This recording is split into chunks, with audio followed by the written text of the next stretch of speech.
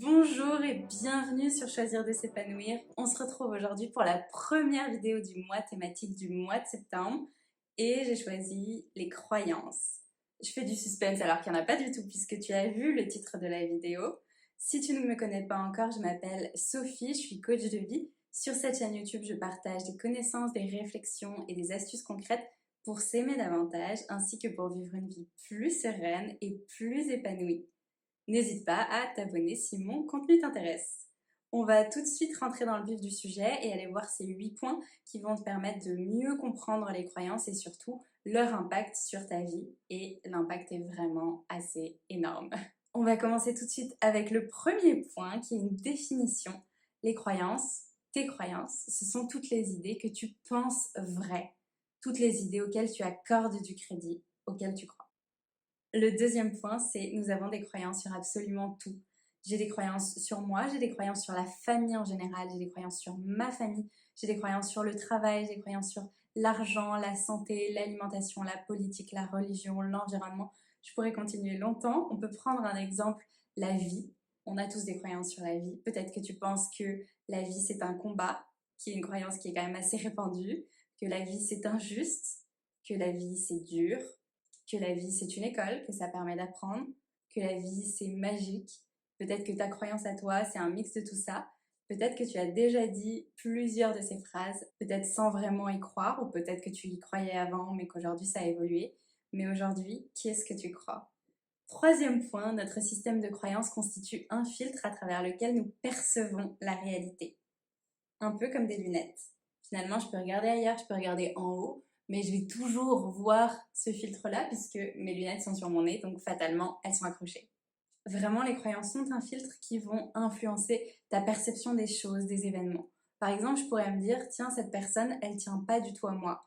En fait, moi, ma croyance, c'est que quand quelqu'un tient à moi, il va m'appeler chaque semaine et ça fait plusieurs semaines qu'elle m'a pas appelé. Donc, je me dis, elle tient pas à moi. Mais en réalité, on ne sait pas si c'est la vérité. Je ne sais pas ce que pense cette personne, je ne sais pas ce qu'elle ressent, je ne suis pas à l'intérieur d'elle. Mais moi, selon ma croyance, selon ma perception, selon mes lunettes, je me dis non, elle ne tient pas à moi. Et du coup, ça colore ma vie et ça colore mes émotions, puisque là, en l'occurrence, je vais ressentir de la tristesse, en tout cas de la déception, mais potentiellement de la tristesse aussi. Comme nos croyances ont un impact sur nos perceptions, elles jouent un rôle dans nos réactions et dans nos émotions. Quatrième point, il y a 3 types de croyances. Il y a les croyances neutres, comme je m'appelle Sophie. C'est quelque chose dont je suis convaincue, c'est une croyance, mais elle est neutre. Il y a les croyances plus négatives, qu'on appelle croyances limitantes, comme je ne suis pas à la hauteur. Bien sûr, c'est pas très aidant de penser que je suis pas à la hauteur. Ça colore ma vie d'une façon pas vraiment très positive et qui va pas me donner envie d'aller tenter de nouvelles choses. Et en tout cas, si je les tente, je vais peut-être y aller en baissant un petit peu les épaules, en étant pas trop sûre de moi. Et du coup, il y a quand même moins de chances que ça marche. Une croyance plus positive serait de me dire je suis intelligente.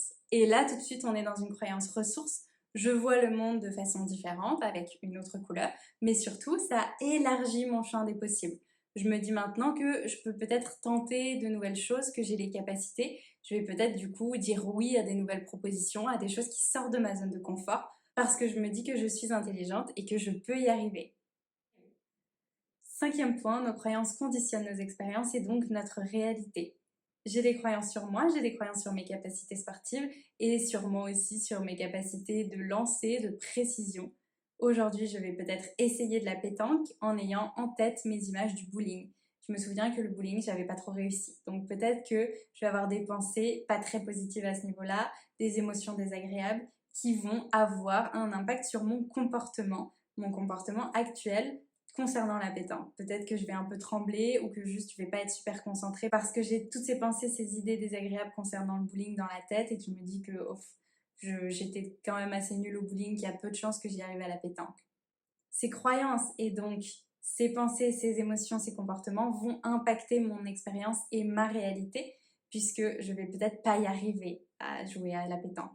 Et d'ailleurs, même si j'y arrive, je peux quand même confirmer ma croyance en me disant que bon, finalement j'ai eu de la chance, que c'était la chance du débutant et que ça reste une exception, que je ne suis quand même pas douée pour tous ces sports de lancer et de précision. Une autre possibilité serait que je ne joue même pas, que finalement j'arrive sur le terrain de pétanque et que j'ai tellement eu de pensées négatives, d'émotions désagréables qui sont liées, que je me dise bon écoute je vais même pas essayer, alors qu'au final on n'en sait rien et que je passe peut-être à côté d'un bon moment, peut-être même d'une nouvelle passion pour la pétanque, on ne sait pas.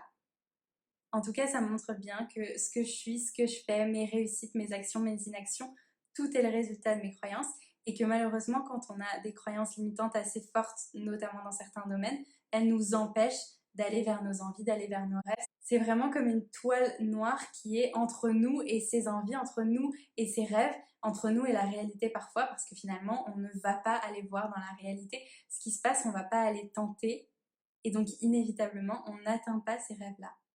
Sixième point, nous cherchons plus à satisfaire nos croyances que nous-mêmes, nous cherchons toujours à les confirmer et donc nous les renforçons. Ça va donc être un cercle vicieux si c'est une croyance limitante ou un cercle vertueux si c'est une croyance ressource. Après avoir vu l'impact négatif des croyances limitantes, nous pouvons voir le point 7. Grâce à la neuroplasticité de notre cerveau, nous pouvons faire évoluer nos croyances. Et tu le sais déjà puisqu'il y a des choses dans lesquelles tu croyais très fort quand tu étais enfant ou adolescent, mais auxquelles tu ne crois absolument plus aujourd'hui. Ce qui est magique, c'est qu'on peut faire ça avec absolument toutes les croyances, même les plus limitantes. Point 8, les croyances ont deux origines possibles. Soit elles sont acquises, soit elles sont apprises. Si elles sont acquises, c'est que finalement tu as réalisé des expériences et que tu en as tiré des leçons qui sont devenues des croyances. Si elles sont apprises, c'est qu'elles ont été transmises par ton environnement, notamment par tes parents, par tous les gens qui gravitaient autour de toi quand tu étais jeune. Tu as peut-être cette croyance que l'argent est sale parce que ton père la répétait souvent et peut-être même qu'aujourd'hui c'est toi qui la répètes à tes enfants. On pourrait croire que c'est plutôt équilibré, qu'il y a des croyances apprises, qu'il y a des croyances acquises, mais en réalité ce n'est pas du tout le cas. La plupart de tes croyances sont apprises, elles ont été transmises par ton environnement. Et quand je dis la plupart, c'est 80%, ce qui est absolument énorme. C'est pour ça que je t'invite dans ce mois de septembre à prendre conscience de tes croyances et notamment de leur provenance et de commencer à te demander si tu as encore envie de croire à toutes ces croyances et notamment celles qui t'ont été transmises. Prendre conscience de tes croyances, c'est aussi reprendre le pouvoir et choisir ce que tu souhaites croire. Voilà, c'est tout pour cette vidéo. J'espère qu'elle t'a plu, qu'elle t'a permis d'en apprendre plus sur les croyances et sur leur impact sur notre quotidien. Si c'est le cas, tu peux mettre un petit pouce. Si tu veux aller plus loin et avoir un coaching personnalisé avec moi, comme toujours, je te mets toutes les infos dans la barre d'infos. Ça se passe sur mon site internet Choisir de s'épanouir. On se retrouve très vite pour approfondir ce sujet des croyances dans un nouveau podcast. Et en attendant, prends soin de toi. Ciao!